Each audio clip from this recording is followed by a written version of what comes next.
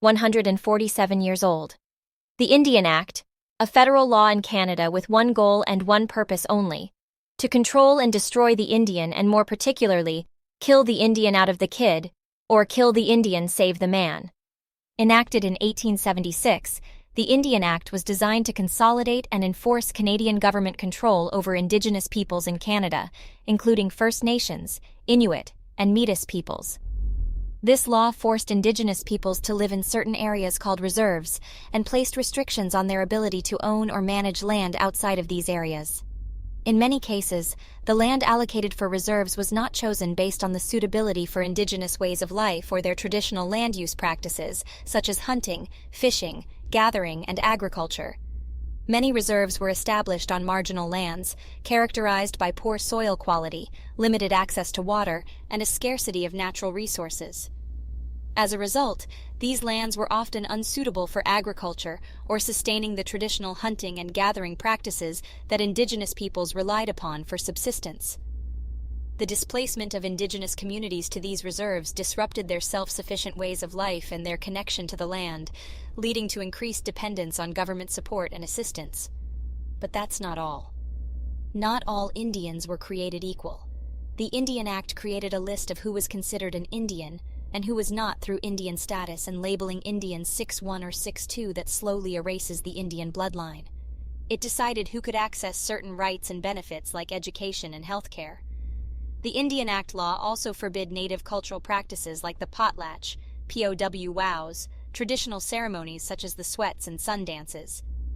Now let's imagine, for example, if the government suddenly banned Christmas celebrations, Easter festivities, or other religious and cultural events that have been an integral part of a community's traditions for generations.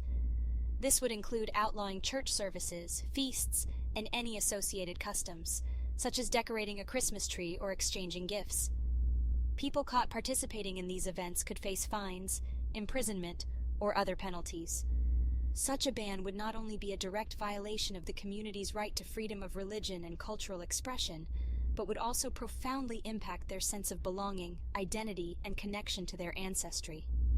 In the long term, these prohibitions could lead to the erosion of cultural heritage and knowledge, as well as the fragmentation of communities that rely on these events to maintain their social bonds and shared history.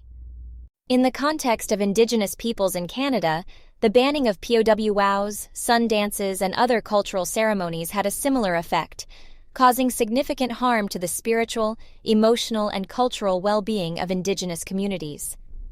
The Indian Act's restrictions on these ceremonies disrupted the transmission of traditional knowledge, values, and practices between generations, contributing to the loss of cultural continuity and identity for many Indigenous peoples.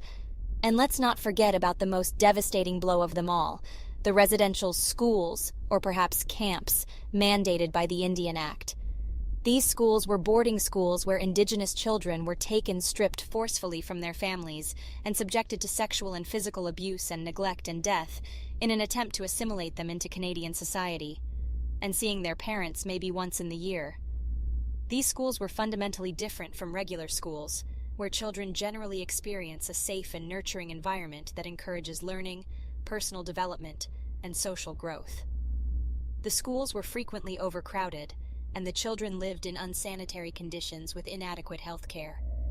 It is interesting to think if any non-Indigenous parents were lining up to enroll their children to these schools.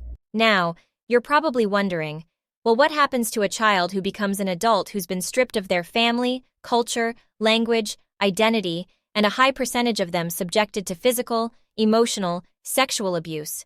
What happens to someone like that? And mind you, that child grows up then has children of their own. A general summary of what happens to someone like that will have weakened identity because of lost cultural and linguistic roots, shame and guilt, forced cultural abandonment and adoption of new ways, relationship difficulties with family, community, and partner, intergenerational trauma, effects passed down through generations, mental health issues, depression, anxiety, PTSD, alcoholism, and drug use, difficulty navigating society, education, employment, and social integration. Does someone like this, with no foundation to fall back on, become productive members of society? Was such schools that stripped roots, language, culture, family identity really productive and for the betterment of Canada? Or was this purely hate and evil? Was the Indian problem that bad? Or was there really that much hate for a person that they had to destroy them to its core? Could there have been another way? And which way was it? How do you imagine the lives of Indigenous peoples in Canada would have unfolded if the residential school system was never implemented? Perhaps today Indigenous people would still be able to speak their language. Did the government succeed in their goal to kill the Indian out of the kid? How many more years will the Indian Act last? Let us know what you think in the comments section. Thanks for stopping by.